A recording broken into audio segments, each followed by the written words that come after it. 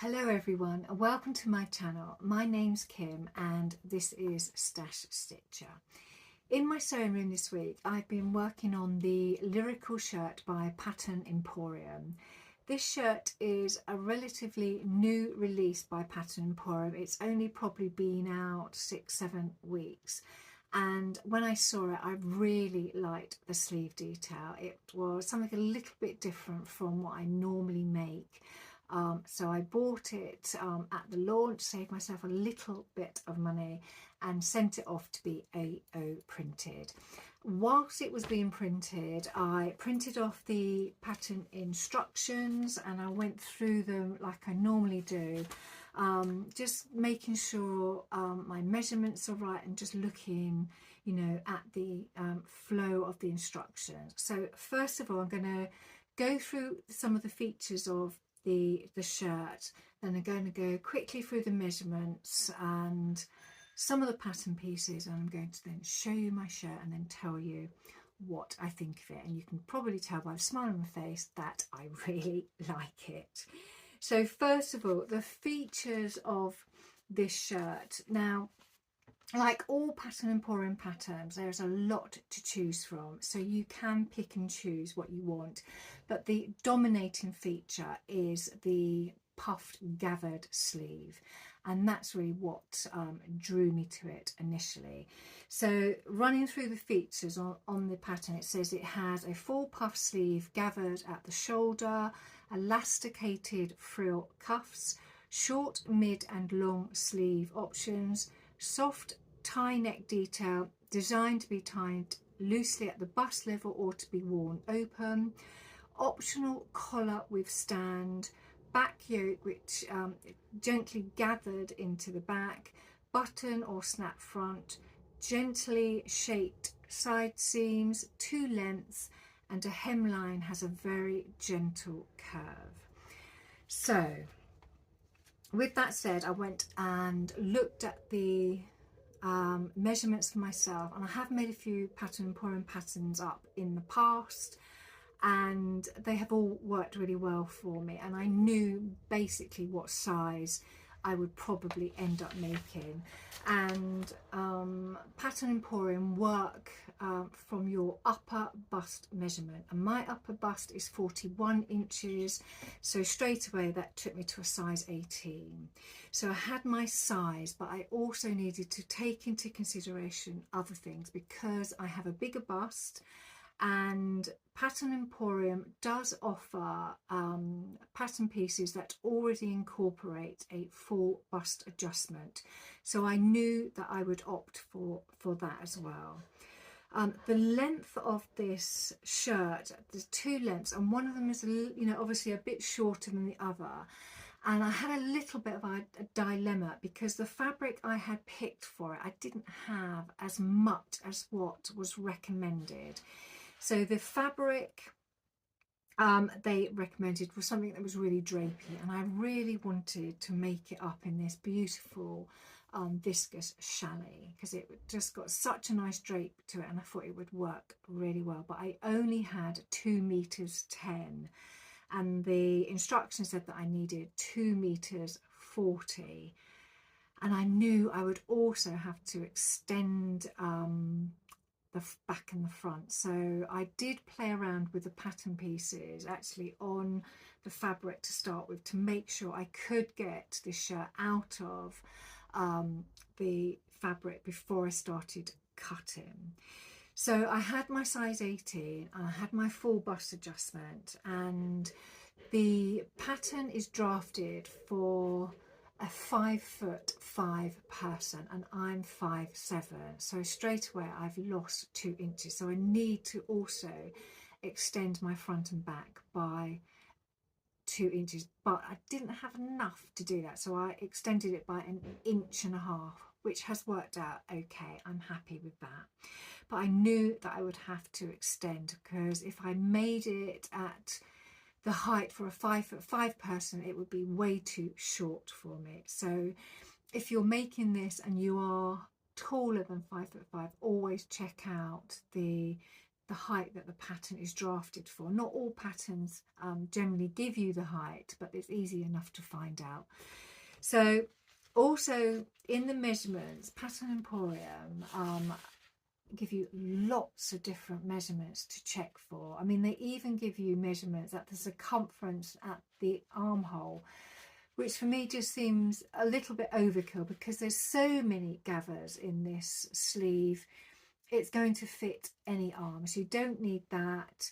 The circumference at the, they give the waist circumference, the circumference at the hip, and also the circumference at the where the hem, the first hem hits, and also the second length hem as well. So if you need to, just check all of those beforehand. So they, you know, they're there for you to double check. But I think because I've already made Pattern Emporium patterns before, I know that if I get my bust size right and the length right, I'm pretty good to go. So that's what I worked on. Pattern turned up, and then I decided to trace. So I traced off my size 18 with the full bust adjustment. So here I have my front pattern piece traced off, and you can see it's got the full bust adjustment. And with Pattern Emporium, for me personally, the apex of on their patterns is way too high, so I always need to bring it down. So I brought this one down by 3/4 of an inch, and that has worked out really well. And as I said before, because their patterns are drafted for 5/5, I also extended my front and back pieces by 1.5 inches. So you can see there's an extra 1.5 inches there, and I've also made a note at the bottom of my pattern piece there. So that's really the only change that I made to the main body of the shirt. Now the sleeve pattern is huge. You can see here how big the sleeve pattern is, and this line here, which I've drawn in, this is the area that is gathered into the sleeve head. So it's quite a lot of gathering, and that's why this pattern recommends that you use a really drapey fabric. I think anything too heavyweight would just be too bulky. I just don't honestly think you would get it into the sleeve head. So just be aware that you need something nice and drapey to get this effect. And at the bottom of the sleeve there is this frill that gets cinched in by an elasticated casing. Now for me personally, I'll come back to this in a minute, for me personally, I don't like the wrong side of fabric to show if it's ugly. So on the frill sleeve you can see it's the same fabric, both sides, so there's no ugly underneath fabric showing. So what I did was, on the pattern piece, this hem measures 4¼ inches or 11 centimeters, and the actual fold of the hem is 2½ centimeters. So I took the 2½ centimeters from the 11, which gave me 8½ centimeters. I doubled that up, which gave me 17 centimeters, and then I added on an extra centimetre so that I knew that it would fit underneath the casing. So altogether this line was extended from 11 centimetres to 18.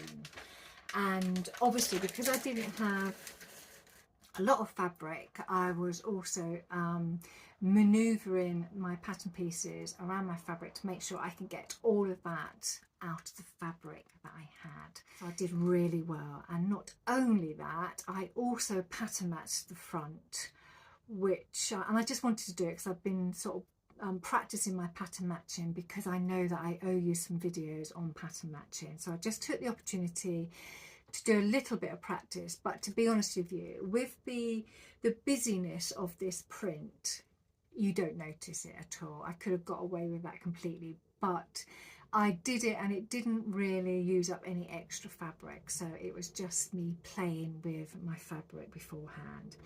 So once I got all of what I needed to out of my fabric, I cut it out and then I started sewing. So I'll stand up and show you my shirt, and I'll just go through some of the actual features that I selected. So I'd normally just tuck this into the top of my trousers so it sits sort of loose, but I'm just going to pull it out so you can see the length. So this is length 1 with the 1.5 inches added on, so you can see that it's not overly long and it just literally sits on my hip line. So that has worked really well, and it does tuck in quite nicely into the top of these trousers, and these trousers are quite low. These are the Sidewinder trousers by Sewing Revival. Even when I'm moving my arms up, you can see that that doesn't pull out at all. So the length I went for was the mid-length sleeve, because I wanted to get this beautiful cuff so it sits just below the elbow, so it's cinched in with elastic and it sits just below the elbow, and it just gives this really quite unique feature. I think it's got all this fabric that cascades down from the gathered shoulder down, and then it gets cinched up with the elastic, and then it comes into this beautiful frill cuff. And as I move my arm around, you can see that you get that nice continuation of fabric in the underside of the cuff as well. So I really liked how the sleeves worked out. Then this soft tie front, which I thought was really nice, quite feminine look, and it just does up very gently. So I opted for that rather than the collar, standing collar, because I usually do collar, standing collar. So this is something a little bit different for me, and I just thought it just was more feminine and just worked really well with the rest of the shirt. So really pleased. And the back,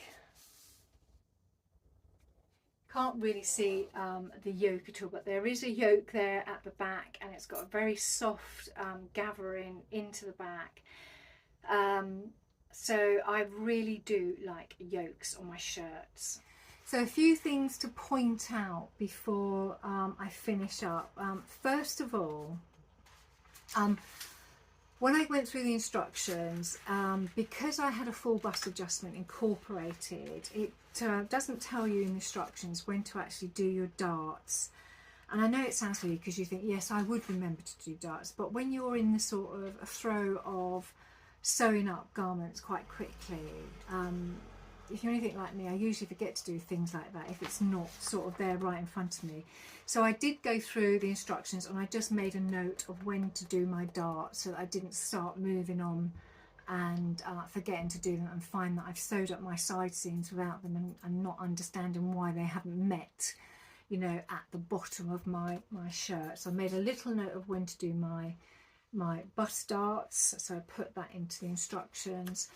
The other thing Pattern Emporium don't do is they don't double yoke. So they will just put in one yoke.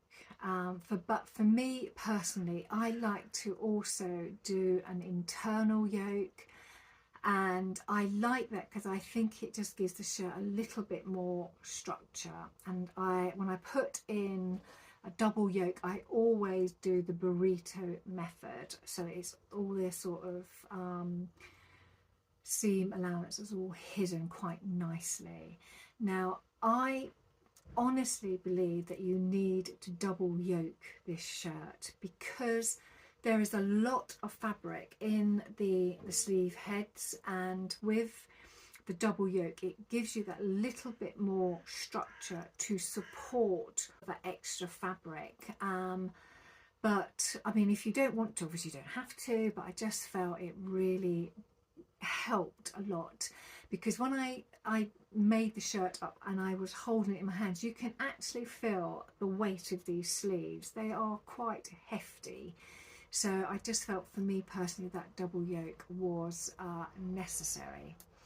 And also with the other change I made was with the cuff. So really all I did with the cuff was I marked the casing line on my wrong side of my fabric, and I just folded up the fabric so it sat just past the casing line, and I just put my casing over the top, and it just meant that I had this really nice fabric underneath as well, and it just finished off lovely. So I was really happy with my finished shirt. And the nice thing also, had these really soft ties. The instructions were so clear and it was so easy to do. I would really like to maybe make a few shirts with this soft tie effect, even with just normal bog standard sleeves. So really pleased with this shirt and how it turned out. And I don't know whether any of you remember, but a few weeks ago I made a handbag that was in a black canvas with a red faux leather front, and that worked really well with this shirt as well. So I am so pleased. Things are starting to come together a bit because I'm not very good at coordinating clothes. And even though the bag's not closed, it does work well with this shirt, and it is such a beautiful colour. It's sort of that power colour. It's got that real pop about it, and it just stands out. So really, really pleased. Now I finished it off with these buttons here, and I've got so white buttons with a black surround, which I thought worked really well with this shirt because all the flowers are white with a black surround, and just really pleased with those. And I have got a note of where I got them from, but I can't remember, so I put that information in the description below. So all in all, this shirt for me is a real winner, and I would love to make more of these. I would say, because we're going through a little bit of a heat wave here in the UK at the moment, it's a really quite a heavy shirt to wear, especially on the arms in this weather. So I will probably put this in the wardrobe and pull it out when the weather starts to cool down, as we hit sort of going into autumn. But this would look so nice with a black jean jacket. I've got plans trying to coordinate some of my clothes a bit better, but really pleased with this one. So if you've got this pattern, definitely give it a go. So next week my planned make is McCall's 7360, and thank you to all of you that commented about which colour I should make this top up in, and the pink was a resounding 99% of the votes. So I do appreciate all of your comments. I've started working on it already, so you will definitely see the pink version next week, and it is very vibrant and it is beautiful, and I'm really, really loving sewing it at the moment. So I think that is it for this week. I hope you've enjoyed the content, and if you have, give us a thumbs up. And obviously if you comment, I will always answer your comments, and if you haven't subscribed, it would be lovely if you could. But until next time, I will see you all very soon.